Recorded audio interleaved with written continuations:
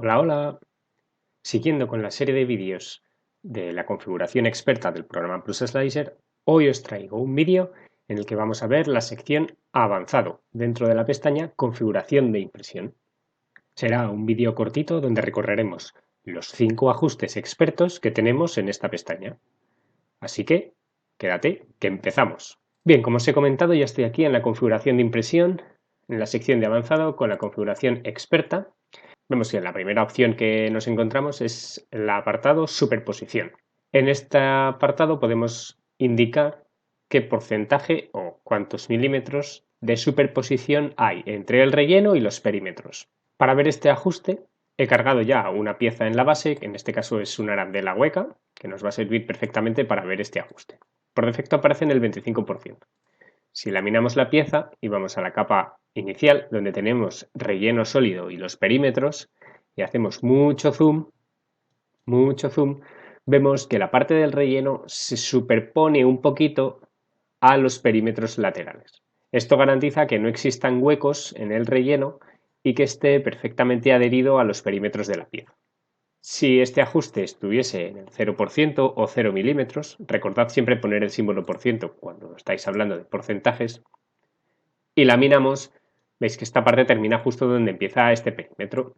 Esto puede dar lugar a riesgo de que existan pequeños huecos entre la pieza, entre el relleno de la pieza y los perímetros de la pieza. Para evitarlo siempre se suele poner una superposición un poquito mayor. Si por el contrario la pongo del 100%, vais a ver que ahora cuando se lamine, el relleno cubre por completo la primera capa del perímetro, porque la medida del 100% se calcula sobre el ancho del perímetro. Es decir, si este perímetro tiene 0,4, pues la superposición será del 100% de este ancho. Si pongo un 200%, la superposición llegaría hasta la segunda línea, y si pongo un 300% hasta la tercera línea. Normalmente, salvo que tengáis problemas en que se os generen agujeros o orificios justo en los bordes de unión, yo utilizo siempre el valor por defecto del 25%, me da más o menos buenos resultados. Si a vosotros veis que justo en las uniones del interior con los perímetros se os quedan algunos orificios o tal, pues podéis aumentar este parámetro para reducir ese problema. La siguiente opción que nos encontramos está dentro de la sección de laminado y es la resolución del laminado, que por defecto está en 0 milímetros. ¿Qué quiere decir eso? Bien, con esta pieza se va a ver, la verdad es que muy bien.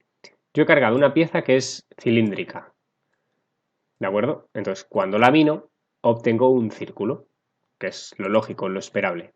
Pero ¿qué pasa si yo en la resolución del laminado, en vez de poner 0 milímetros, es decir, tenerla desactivado, pongo 1 milímetro? Esto permite que al aumentar la resolución del laminado, lo que se obtiene es imágenes o piezas más bien, una vez laminadas. Ojo, esto es importante, ¿eh? Esto afecta al proceso de laminación, no al archivo que tengáis, al STL que hayáis importado en la base, solamente al proceso de laminación. Si pongo una resolución de 1 milímetro, entonces voy a obtener una laminación con una resolución de 1 milímetro. Y vais a ver, cuando lamino ya no es tan circular. Veis que ahora lo ha aproximado por líneas rectas. A medida que yo voy aumentando esta resolución, la pieza obtiene menos resolución, porque le estoy dando, digamos, mayor margen de desviación respecto al círculo perfecto o respecto a los parámetros iniciales del STL. Esto permite que el laminado sea mucho más rápido para piezas que son muy complejas, que tienen muchos polígonos.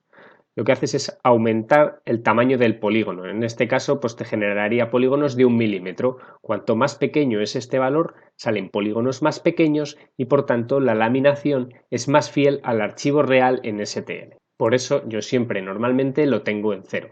Si aquí ponéis un valor excesivo como 4 o 5 milímetros, vais a ver que el resultado pues al final no tiene nada que ver, porque es una resolución tan vasta, tan grande, que al final se pierden todos los detalles del STL. Pero repito que esto solo es en el proceso de laminación, ya que el STL sigue siendo el mismo, es el que vosotros habéis cargado, es un círculo.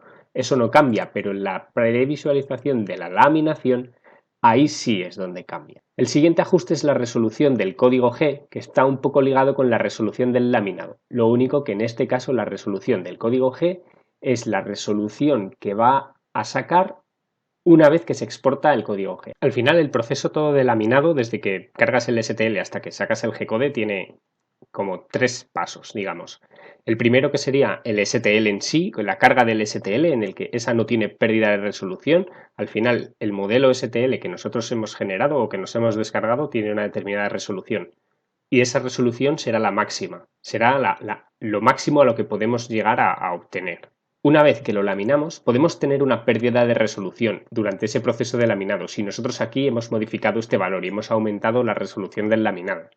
Ahí vamos a tener una pequeña pérdida de resolución porque nuestro objeto laminado no va a ser exactamente igual que el STL que hemos cargado. Pero luego, además, podemos tener otra pérdida de resolución al sacar esos valores al código G o al archivo G-code que vamos a meter en la impresora. Al final, la impresora es una máquina física que no tiene una resolución infinita. No podemos mover media micra los motores para generar unos movimientos súper fluidos, súper continuos. Al final, cada paso del motor tiene una determinada resolución y no podemos mover un motor menos de un paso. Por tanto, vamos a estar limitados por esa mecánica de la máquina. Y ahí es donde viene el parámetro de la resolución del código G. La distancia que pongáis aquí será los movimientos mínimos que se van a imprimir en el G-code. En este caso, que está puesto en 0,0125 milímetros, quiere decir que movimientos que tengan una resolución inferior al 0,0125 milímetros no se van a poner, se van a redondear a múltiplos de este valor, porque la resolución de la impresora no permite hacer movimientos más pequeños. Sería como si viésemos la plataforma de impresión con una rejilla que tenga un paso entre los cuadrados de 0,0125 milímetros y la impresora solo se puede mover de punto a punto de esa rejilla, en incrementos de 0,0125 milímetros. Esto es lo mismo, cuanta mayor resolución tengamos, al final el proceso de cómputo para generar ese G-code es mayor, por tanto va a consumir más recursos del ordenador, va a coger y va a tomar más tiempo. Además, puede generar archivos G-codes más grandes. Por otro lado, si aumentamos mucho este valor, lo que vamos a hacer es que vamos a, en cierto modo, poligonizar de más esa salida y puede que el objeto que tengamos después de imprimir no se corresponda con la visualización laminada que teníamos en el programa. El siguiente ajuste es la compensación de tamaño en XY, que por defecto está en 0 milímetros. Este ajuste nos va a venir muy bien explicarlo justo con la pieza que tengo cargada del cilindro, porque es un ajuste que se suele utilizar bastante en piezas de este estilo cilíndricas que sobre todo tienen que encajar una dentro de la otra o se desliza una sobre otra, etc. Muchas veces durante el proceso de diseño dejamos una determinada tolerancia entre, digamos, un anillo exterior, por ejemplo, y un émbolo interior, que tienen que entrar o encajar, o piezas o cajas que tienen que cerrar lo más ajustadas posibles. Pero hay veces que tras imprimirlo, esa tolerancia que habíamos dejado durante la fase de diseño, en caso de que hayamos sido nosotros, podemos ir al programa de diseño y modificarla, pero si son modelos u objetos que nos hemos descargado de Internet, y el diseñador ha dejado una determinada tolerancia para su máquina y nosotros en nuestra máquina no somos capaces de conseguir o llegar a esa tolerancia y no nos termina de encajar bien las piezas, bien porque no entran o bien porque entran demasiado suaves y no hacen tope o no encajan correctamente, viene este ajuste de compensación de tamaño XY a nuestro rescate. Y esto lo que nos permite es ensanchar o reducir la pieza en una determinada cantidad. Vamos a verlo. Primero con 0 laminamos la pieza y vemos que tiene el tamaño original. Si yo ahora esta compensación la pongo positiva, por ejemplo 2 milímetros, y vuelvo a laminar, lo que me va a hacer es engrosar las paredes esa cantidad, hacia adentro y hacia afuera. ¿De acuerdo? Entonces las paredes quedan mucho más anchas y se meten tanto hacia adentro como hacia afuera. Ha sido como hacerle un zoom a la pieza, una expansión hacia afuera.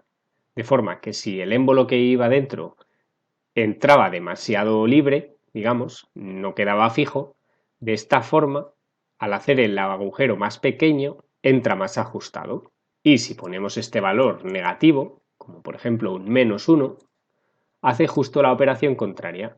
Contrae las paredes para dejar el agujero interior más grande. De forma que jugando con estos parámetros, podemos modificar ligeramente el tamaño de los agujeros o de los huecos en nuestras piezas para facilitar un encaje perfecto entre varias piezas.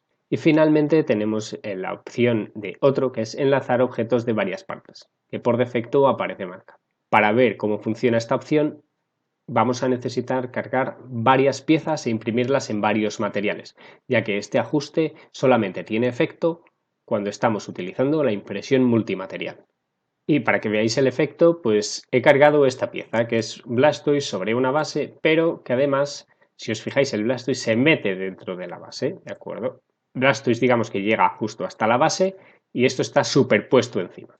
Y además, cada uno se imprime con un extrusor diferente. Si yo no tengo marcada la opción de enlazar objetos de varias partes y lo lamino, vemos que se empieza a generar la impresión, pero están como entremezclados, ¿de acuerdo? Tenemos por un lado la figura de Blastoise bien definida con el extrusor número 2 y encima se superpone la figura de la peana, con el relleno de la peana que atraviesa Blastoise. En este caso se ve muy bien, como el propio infill de la peana continúa por el interior de Blastoise.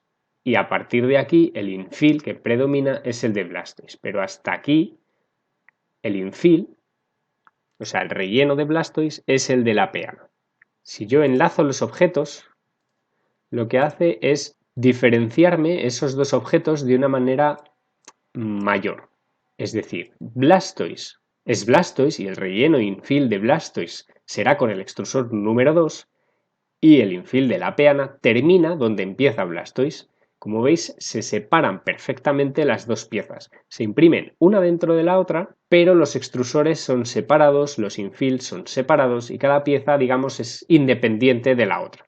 Esto es especialmente útil cuando lo que estamos imprimiendo con este material, por ejemplo, imaginaos que el material rojo fuese soluble y el material azul, que es el Blastoise, no fuese soluble. Esto fuese, digamos, a modo de soporte.